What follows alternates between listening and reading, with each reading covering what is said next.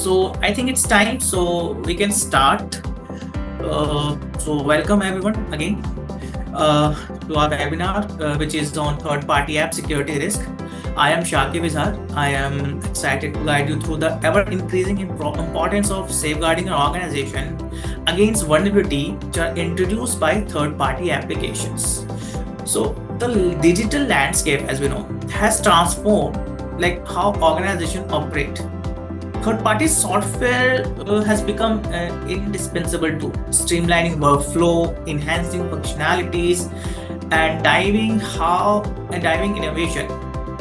Well, however, this reliance on external application introduce a new set of security challenges. So we will explore what exactly we do mean by saying third party, what threats we are facing, what organization we as an organization we are facing, what other organization can do to prevent or reduce this kind of attacks. Okay, so we will start with exploring why third party app can be a security liability. Today with us is Mr. Nilay Kothari. He is technology head at Lenden Club. So hello Nilay. Thank you for joining us today. Yeah. Starting with the topic, let's start with this. How about if you tell us about how third-party apps can lead to data leaks? Because the first confusion is here for many people, like how they can leak the data, how they can breach my company. So can you shed some light on this type of attacks here? Absolutely, Shakib. So thanks for having me. I'll give some details a bit again. I do have 20 years of experience. Before joining Lenden Club as head of technology, I was working as a global CTO at Aon Assessment. And with this experience, I can say that, not only the problems in India, but I have also seen problems at large at global level as well, and it varies. Shakib, again, thanks for having me, because see, this is a topic where I always wanted to discuss and never found an opportunity. Something that a lot of us miss during day-to-day life. When we talk about third party, largely I would say that vendors that we deal with. See, in today's world, all of us are moving pretty fast, and most of the businesses think that they need to focus on their core strength, core functionality, and every application development or business they build, it is built around that core strength. Everything else that is required for business, they take help of third-party vendors. Now, this third-party vendors, that is where the whole discussion around security comes in. I would say that all of us are always protecting our business, our applications, our servers like a well-fortified castle. Okay, but we miss to look at third-party vendors which we are using. What happens is, if their security is weak, it is not as strong as our security, the breach can happen without our knowledge, and there are multiple ways through which the breach can happen. Let's just against unauthorized access in some way, or the data being passed. So this is one area. Now, we need to give it some thoughts. I would say that, when you talk about third party and security, this is the area where we need to focus. Okay, so definitely someone is using third party, other vendors' softwares or any kind of tool they're using from there. So if something happened to the organization, that will impact their application, and that can impact what who are using that application. So this is how a data breach or data leak can happen, or data exfiltration, the term we use in cybersecurity. Data exfiltration can happen. So is it that only cyber attack, only like data breach type of issue the organizational companies can face, or is there something else? Like what other issue, Nilay, you think that using the third party apps or can create here? Correct. So I just give a brief overview to explain the risk associated with security, but it goes deeper. it's not like somebody is going to hack your servers, nothing like that. The thing is, with vendors, sometimes we end up using our application integration, or we directly use vendors for our business. So a lot of access regarding details are shared. Now, I already mentioned about data breach. Data is, it can be used in various ways. It's just that in today's world of artificial intelligence, where data is another gold, we don't know how data will be used, and it will become a threat against our organization. So that's, one area. Second thing is your business, how should I say that, secrets, business secret, how your application works, how your business model works, transaction details, financial details, that also becomes at a risk in certain areas. Look at it from a different point of view.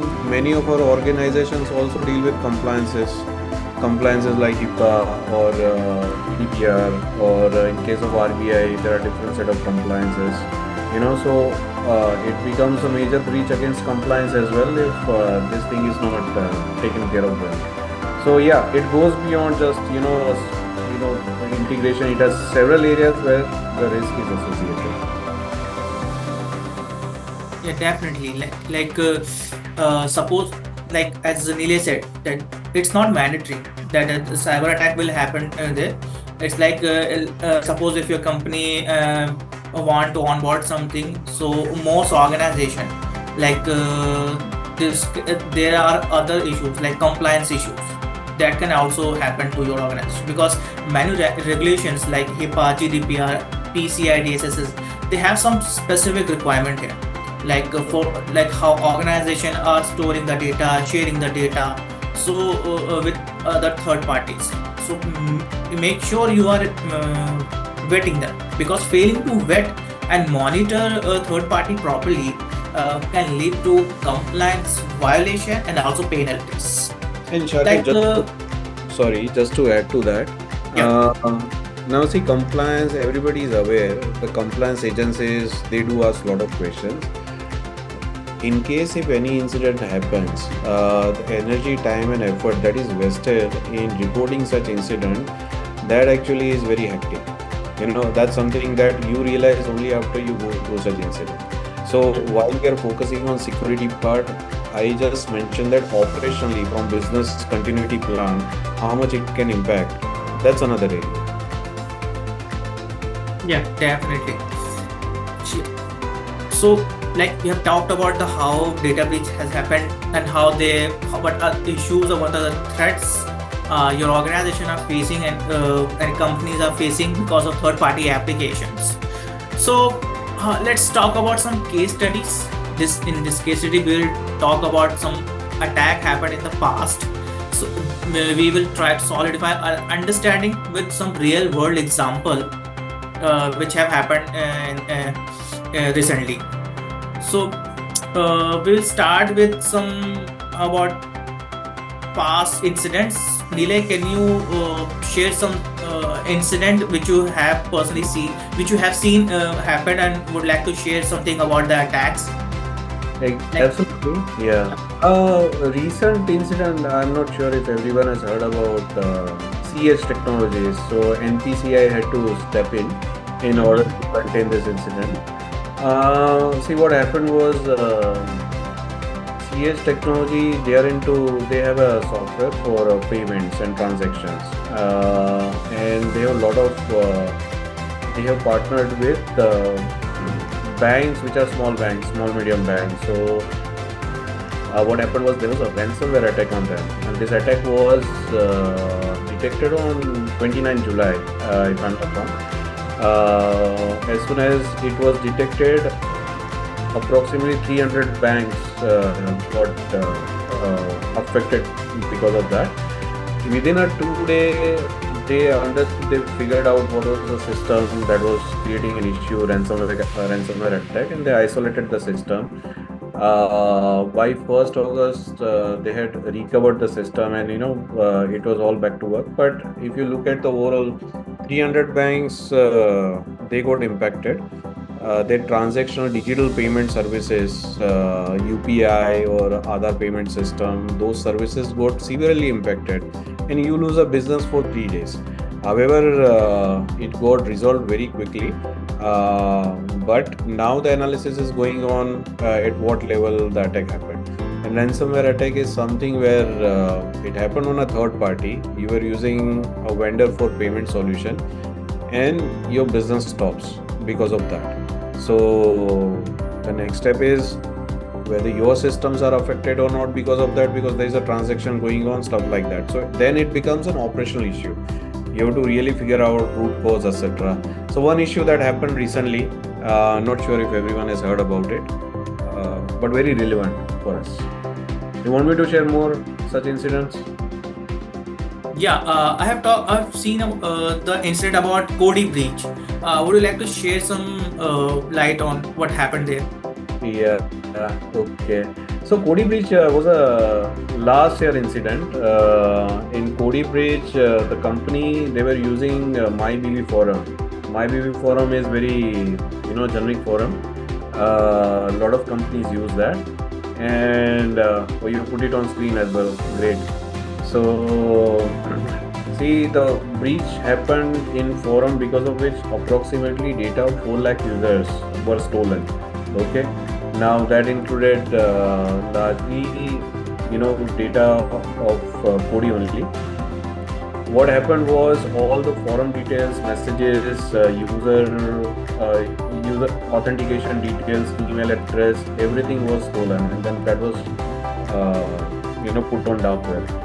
So not only it impacted the operation, but it also kind of major hit on the branding. So users would then be more critical. Now see, the passwords and everything was encrypted. Still, it was reported as compromised. So all the users were asked to change their passwords so that they continue to use other services without any issue. They took a while. As a steps, what they did was identified the issue. They reworked on the servers where data was stored. They shifted the servers. All the compromised accounts, they reworked on that, enhanced security steps, etc. But yes, this is one incident that affected them severely. Okay. There were also some data breach happened at MoveIt. So was it? I heard this was also because of third party. So yeah. So they were. It's basically like it is mentioned. It's a tool used for file transfer, and it was the tool being used at several places for transferring sensitive information.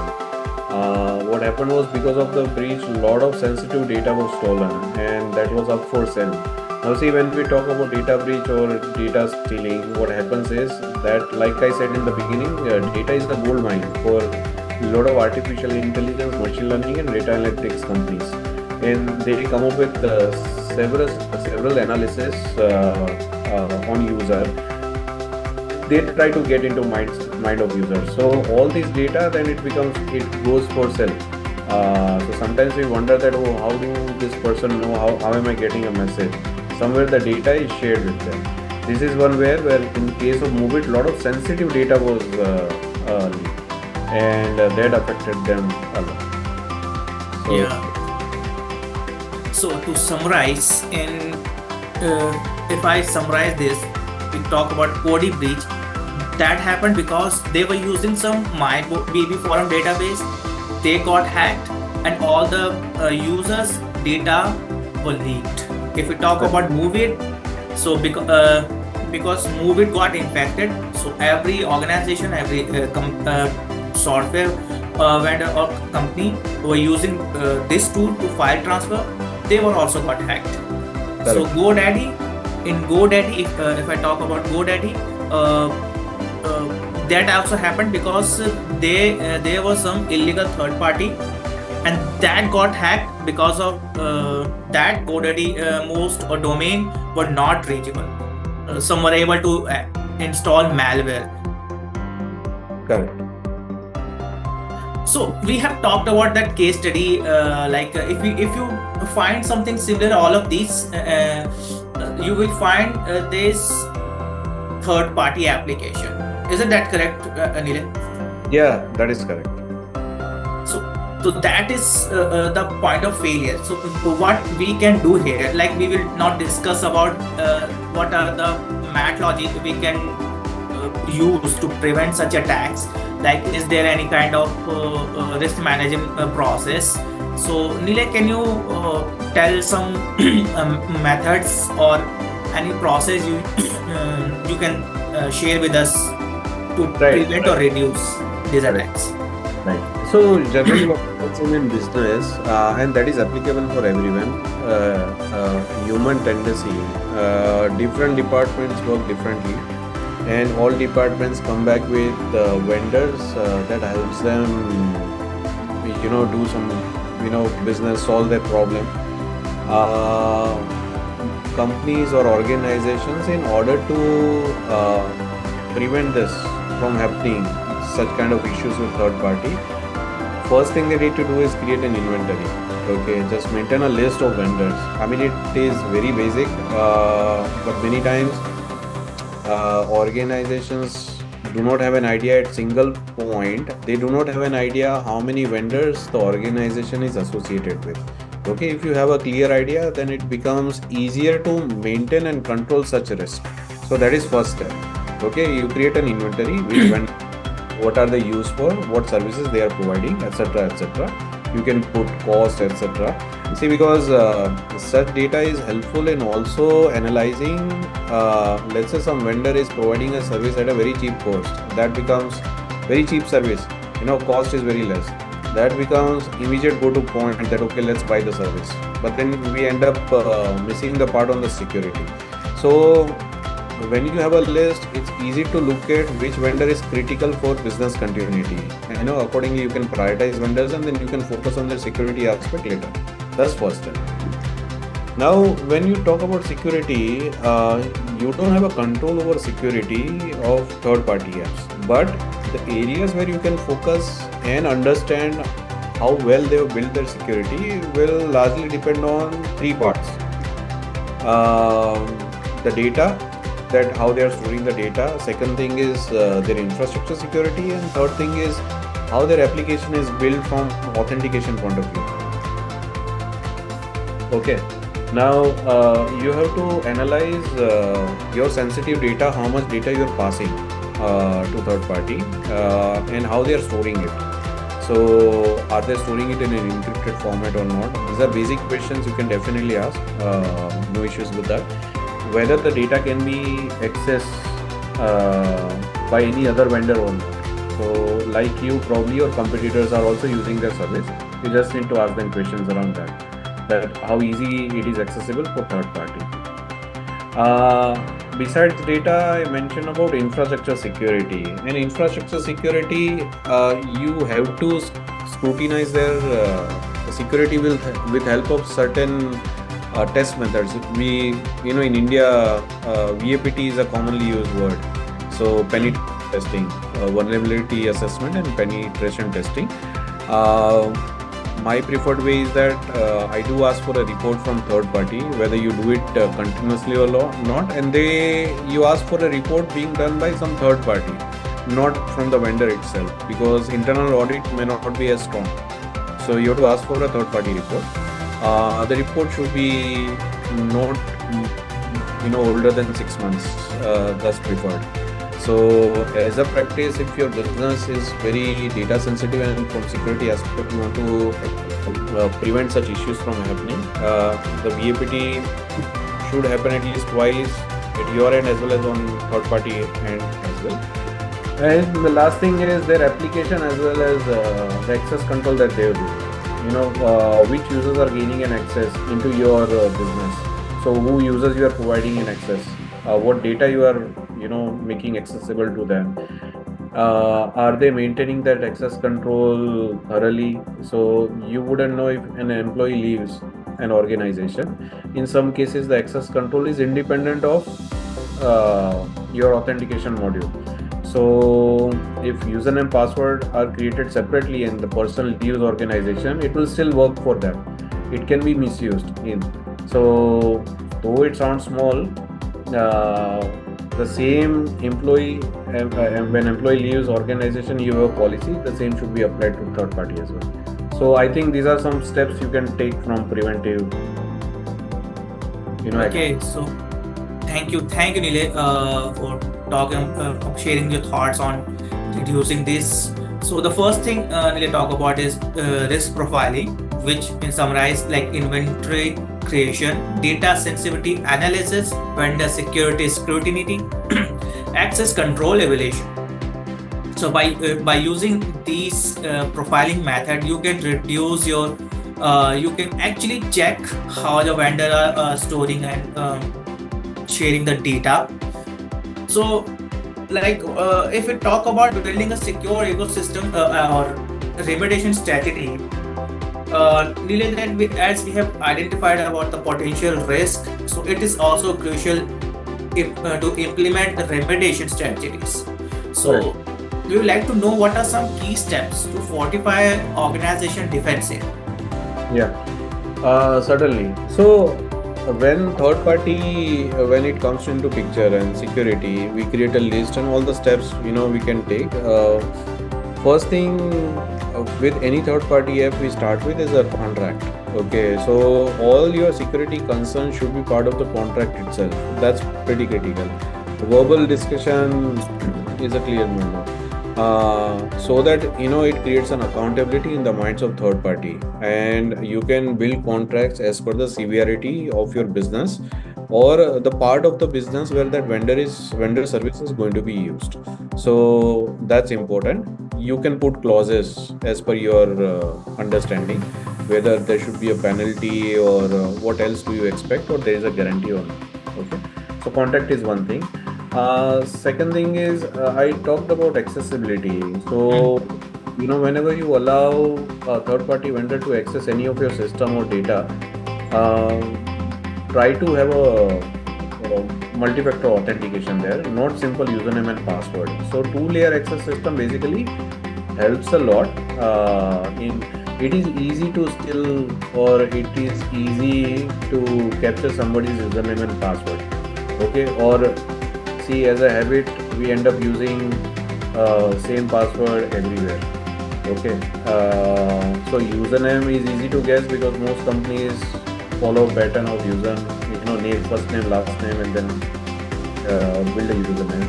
So two-layer access security would definitely help you ensure that the intended user is accessing your system. Nobody else is using your system.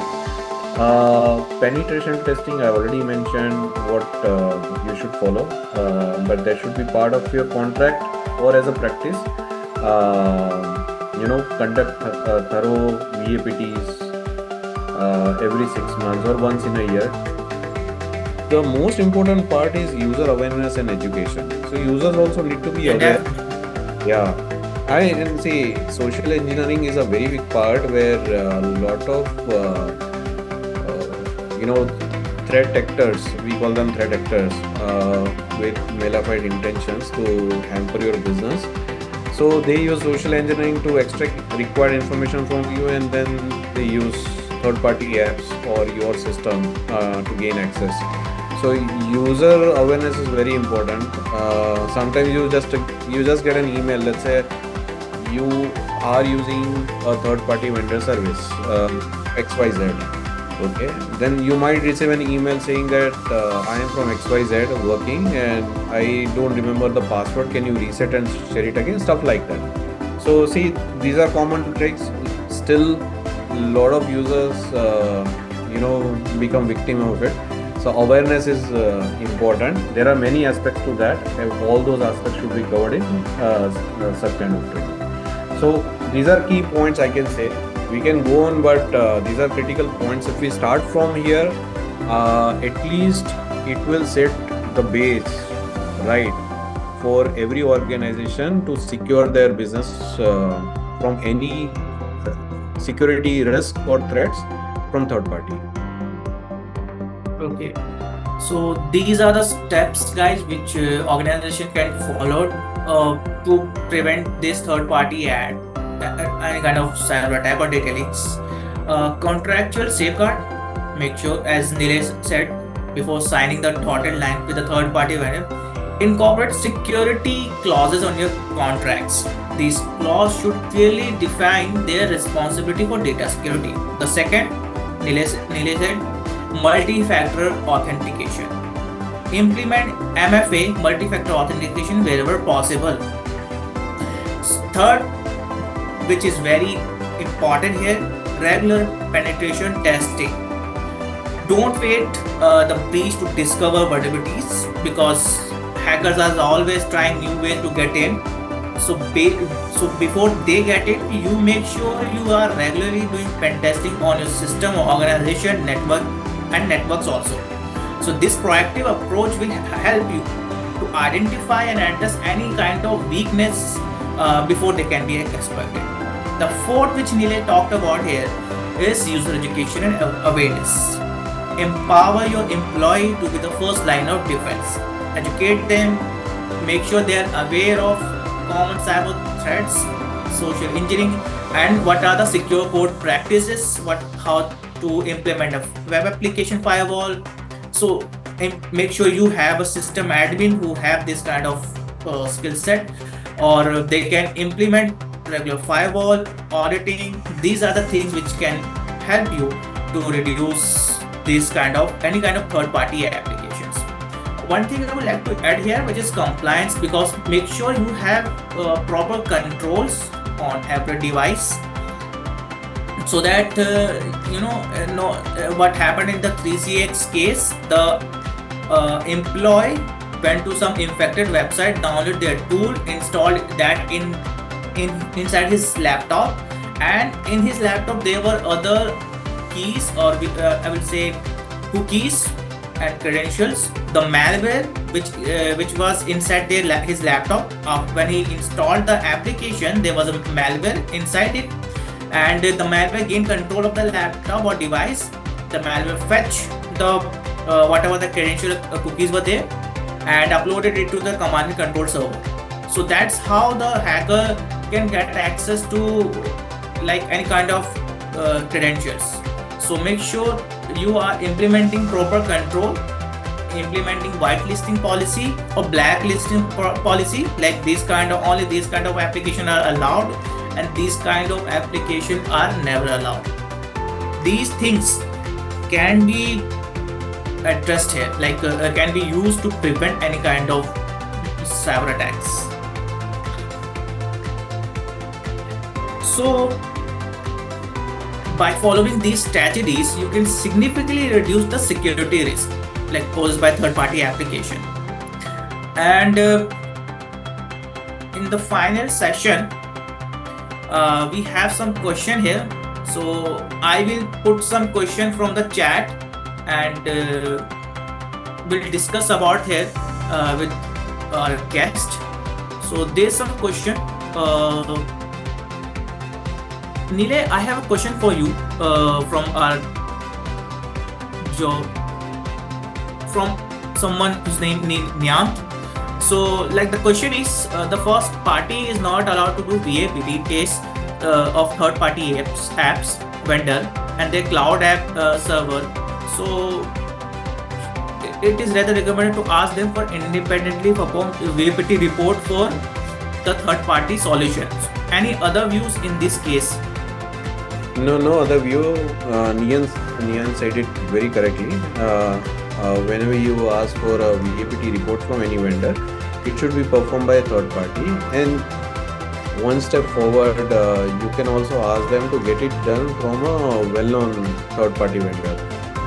It's little costlier, but when it comes to security, it's better to take that side. For example, TCS, you can just say that get it done, or there are many security firms.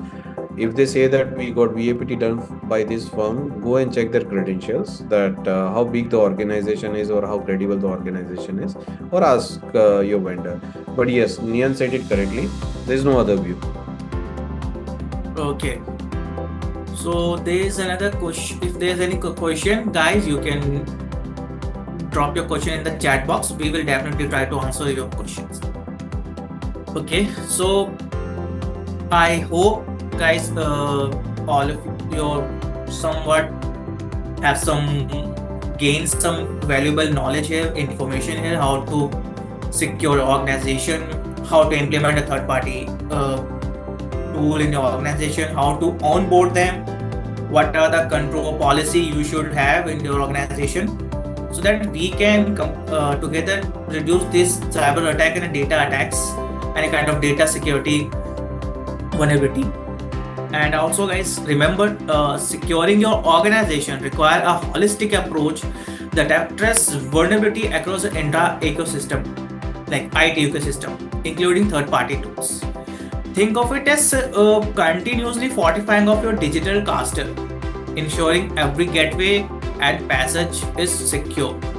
Nilay, before we wrap up this session, would you like to share anything, any thoughts, final thoughts? Absolutely. I think Kamal asked the question, how frequently we as a origination have to do the VAPT. So forgive me, origination I did not understand, but let me give all perspectives. So if you are the vendor, third party organization, okay.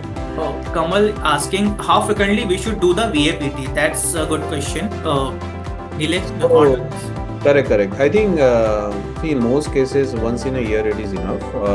But if your business is more critical, let's say, in finance or banking, it's better to do every 6 months. Why VAPT? Our systems keep on updating. It keeps getting updated. A lot of new features go in, or maintenance, scalability, so there is always a change in the system. Now with change in the system, we sometimes miss to take care of security best practices. So it's better that if you get it done every 6 months if it's very critical, otherwise once a year it is. Okay, so make sure to frequently do VAPT every year, because with every new technology there will be new vulnerabilities. Every new changes, there can be new vulnerabilities. So make sure you are aware of new threats, ongoing attacks, and regularly repeating or fixing any kind of vulnerability in your organization or network. Great. Nian, so you're raising hand. I think we can wrap up after that. Last question we can take from Nian. Sure. So I would like to just last question. We'll take one more question here. As per policy, and sometimes client require it more than once. Is there a policy? I think he's asking, is there any policy like client require it more than once? Like some organization use it for once in a year. They do VAPT once in a year, or is there any policy which require more than once in a year? I'll give a different perspective. Say if you are the vendor who is providing third party as a service, as a third party to different organizations, by default you do it every 6 months. It also helps you acquire new clients. They have more trust and confidence in your system. If you are the one who is taking service of third party, then you define that policy in your contract only. Okay, so these are two ways I would say. Niyant has put a question. One more thing is that security contracts are standard for solutions. The third parties don't sign custom security clauses based contracts. These things need overcome with some other TPRM control, I believe. For example, when you buy Zoom or Cisco, they have a standard contractual clauses. They say buy it or forget it. Any solution for the suppliers? Actually, no, Nian. So, those are standard applications, and you just have to vet whether it is applicable to you or not.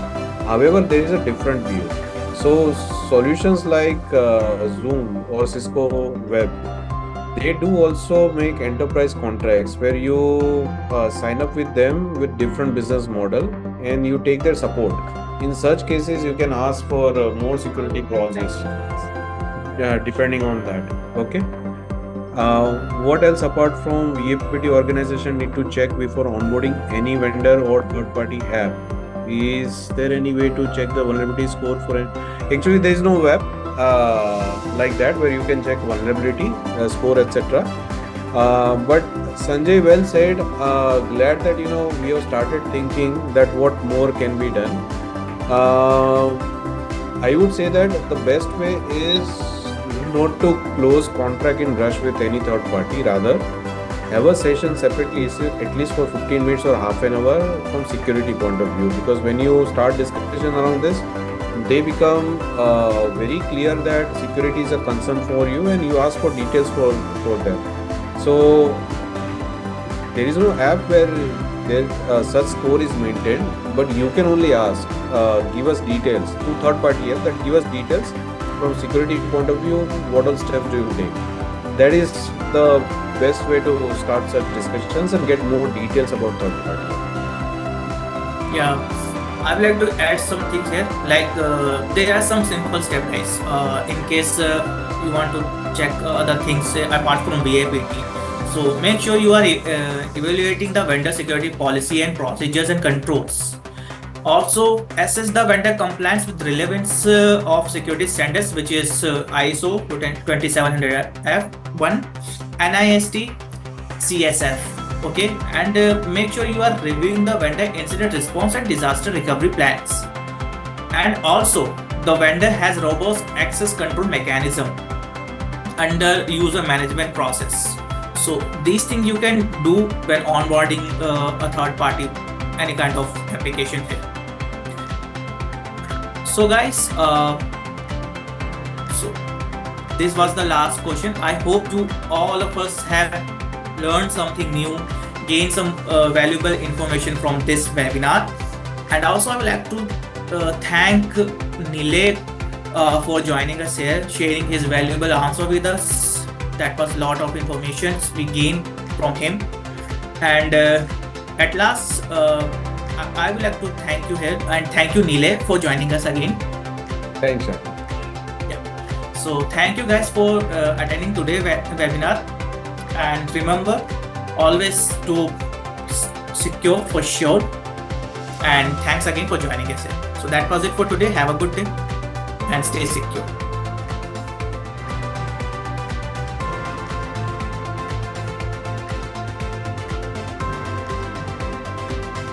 And in case you guys have any feedback, drop your question in the feedback form.